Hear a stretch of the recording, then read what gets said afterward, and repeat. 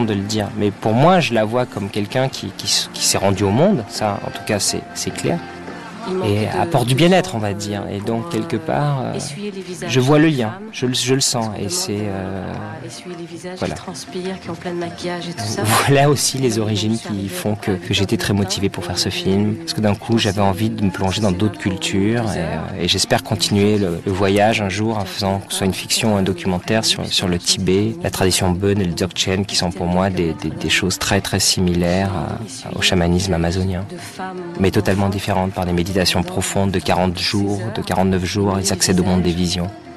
J'ai vécu une expérience très, très forte intérieurement. J'étais immergée dans cet état de compassion et d'amour, dans ce flot d'amour. J'avais beau regarder ma montre, elle tournait à une vitesse incroyable, le temps n'existait plus. Et c'est vrai, donc voilà, moi c'est un des darshan que j'ai, c'est l'avant-donc dernier darshan que j'ai tourné, et c'est vraiment Annie, la monteuse, qui l'a structuré. Elle a fait un gros travail. J'ai été vraiment aidé dans ce tournage par l'équipe. Sébastien a fait une très belle image. J'en reparlerai du Steadicammer plus tard à propos d'un de ses plans. Mais voilà, j'ai vraiment eu au son. J'ai tout le temps une équipe qui s'est laissée emporter par le film, par Ama, et vraiment, par exemple, cette séquence est un pur montage d'Annie, où je crois que je l'ai découvert, je lui ai demandé 2 changements, et c'est son travail.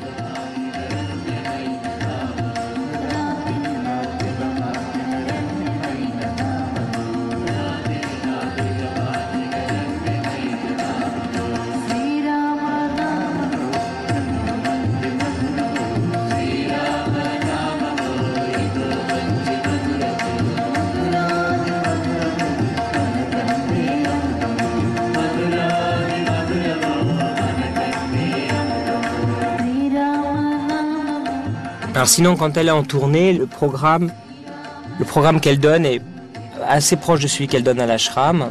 C'est-à-dire, ça commence par une méditation, des satsangs, c'est-à-dire, là on voit l'épuisement de l'équipe qui profite pour se reposer un petit peu. Donc ça commence par les satsangs, c'est-à-dire ce qu'on voit à la fin du film.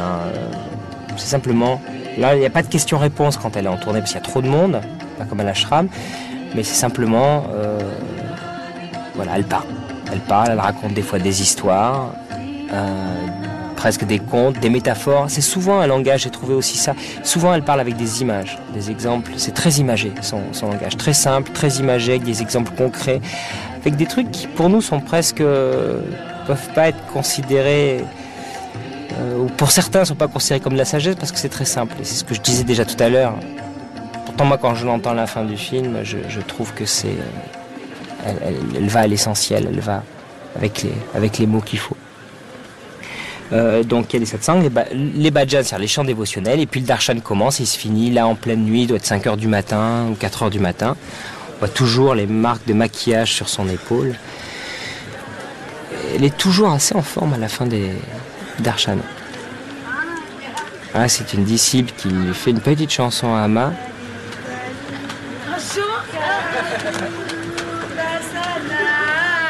Alors ce que j'aimais bien là, dans cette séquence, si vous allez regarder, elle va dire une blague, mais personne ne la comprend en fait.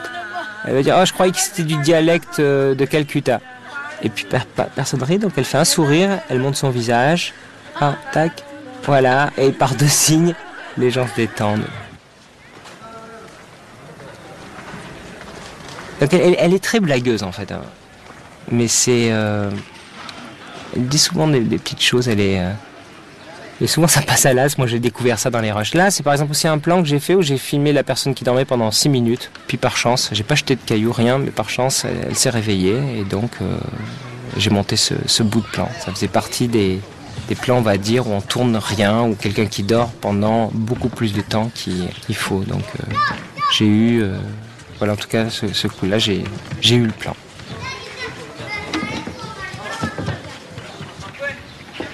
Et voilà, ça se fait le démontage. Alors, En général, il y a des swamis, il y a des swamis, c'est-à-dire des moines proches d'Amma qui partent en avance et qui montent tout le programme. Et quand elle arrive, tout est construit. Et tout est très organisé. Et c'est très complexe parce qu'elle fait quand même beaucoup de villes. Donc elle part et puis le responsable reste et surveille le démontage. Là, on passe dans le Rajasthan. Voilà, j'ai pas pu m'empêcher de tourner cette scène. J'ai vu en passant en car. Voilà, on a simplement là, pour le coup, demandé qu'il lave les éléphants à une heure précise.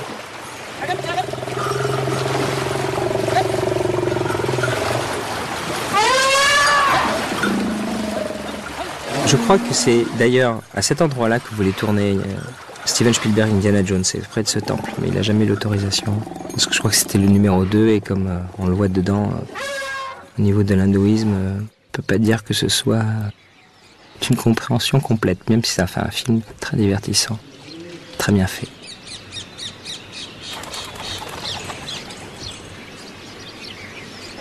Donc là, on est dans le temple de Galta.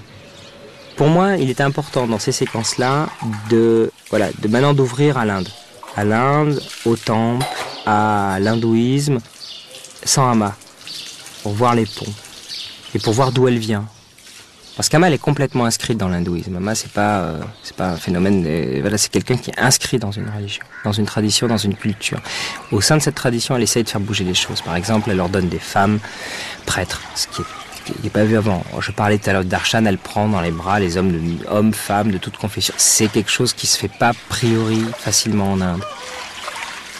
Elle essaye de faire bouger les choses, mais elle est inscrite dans la tradition. Donc je voulais aller tourner des images des atmosphères, en fait, encore des choses à sentir dans ces lieux. Et le temple de Galta est assez beau, il est à quelques heures de Jaipur. Il y avait des singes partout, hélas, j'ai pas réussi à en avoir, on en voit dans le petit carnet de voyage vidéo, mais je les ai pas eu dans les plans larges, c'était trop tard. Ça, ce que je voulais, c'est aller en fait du temple à montrer que l'aspect méditatif, la concentration, elle peut avoir lieu dans la rue au milieu de la circulation. C'est-à-dire qu'après, c'est un état intérieur, et on sent bien que tous les moines et les gens qui pratiquent, une fois qu'ils ont stabilisé une sorte d'état intérieur, ils peuvent l'embarquer avec eux dans la confusion de la cité. Et donc là, là, c'est un temple d'Amma.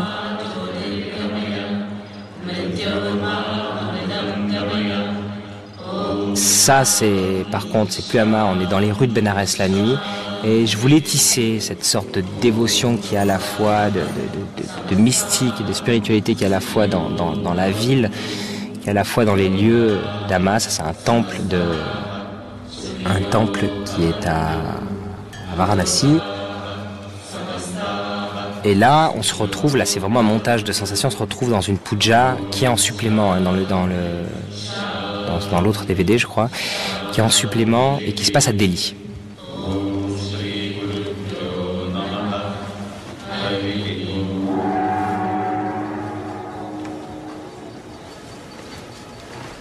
Et là on aborde le gourou, parce que c'est vrai que on peut pas éviter de toute façon de parler du gourou dans le film. Et si j'ai monté ces paroles-là d'Amma qui, encore une fois, ont perturbé certains, j'ai eu quelques retours.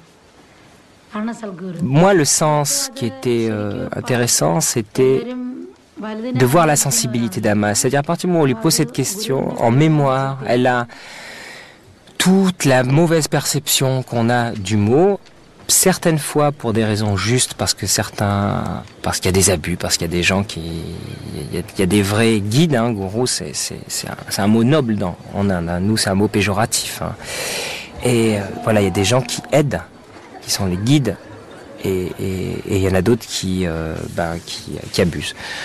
Donc on sent dans l'interview qui suit, on sent d'un coup qu'elle se porte un petit peu, qu'elle porte le poids de tout ça. Et ce que j'aimais encore une fois, c'est non pas tellement fondamentalement ce qu'elle dit, mais ce qu'elle est à ce moment-là. On sent une sorte de fragilité, une humanité. On sent que, bon, d'accord, chacun pense ce qu'il veut, mais elle a une petite chose fragile.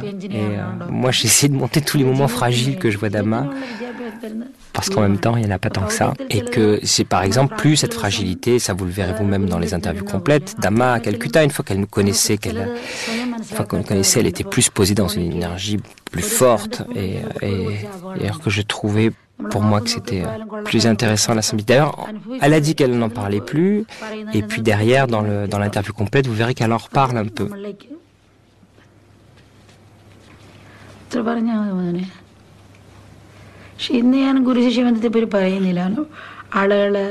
Voilà, pour nous, tout de suite, il y a l'aspect du culte de la personnalité, des gens qui ont des portraits, des gens qui viennent se prosterner devant, à savoir qu'Ama le fait de la même manière face aux personnes. Donc voilà, j'avais envie justement de s'en exprimer clairement, parce qu'au bout du compte, ce qui compte, savoir un gourou, ou c'est sa vie, c'est ce qu'il fait. Ce qui est important, c'est ce qu'il est, c'est ce qu'il fait. Et avec Ama, moi, j'ai eu la possibilité de voir comment elle vivait, elle, où elle vivait, ce qu'elle faisait. Et j'étais...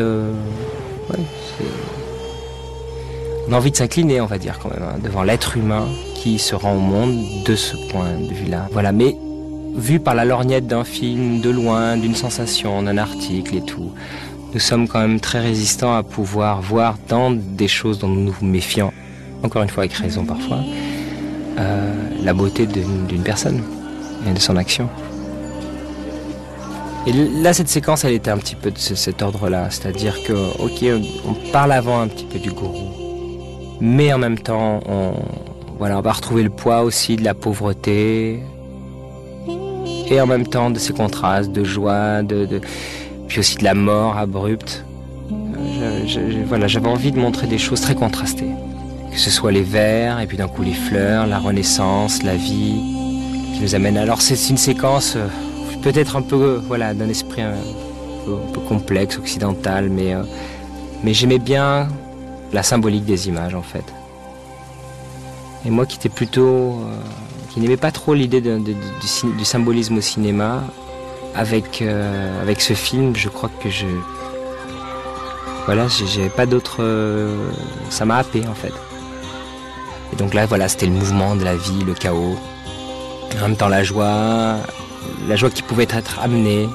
Et je me demande pourquoi je recommande tout ça d'ailleurs, puisque c'est plutôt des choses à percevoir. Donc je vais m'arrêter de parler des images elles-mêmes. Ce plan fait partie des plans dont vous voyez dans le making-of certains plans que j'ai fait à Delhi en aveugle, et donc ça faisait partie. Voilà, finalement, Delhi, il n'y a que ces 2 plans. Et là, on se retrouve dans le carrefour de Benares. Et donc là, ce plan a été fait juste avant l'arrivée d'Ama à Benares, c'est juste à côté.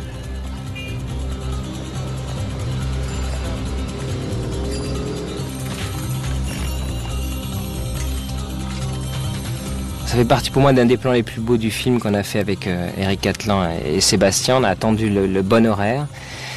Et c'est vraiment des choses où vous avancez dans un carrefour et rien n'est organisé, vous vous en doutez. Et pour moi, le plan se finissait par là. Je crois que dans le rush du plan, il doit y avoir j'ai dû dire couper une fois qu'on passe dans l'axe de la rue. Voilà, là j'ai dû dire couper. Et puis Eric avait compris que de toute façon, il fallait pas trop m'écouter quand je disais... Et puis lui qui portait le Steadicam a continué. Et alors là, ça c'est quand même assez rare, hein. Techniquement, je vous le montre, il est monté sur le petit parapet. Et là, tout ce qu'il filme, il le filme. Là, il le filme depuis le petit parapet, ensuite il redescend. Et voilà, il se faufile. Et le plan s'arrête. Je l'ai monté quasiment jusqu'au bout, puisque je pense que là, il était un peu plus loin bouché. Et ça a été le grand apport d'Eric, c'est-à-dire qu'une fois qu'on faisait des ballets communs, à Calcutta aussi, quand on est dans le marché aux fleurs, je l'avais dit couper, il a continué pendant 3 minutes.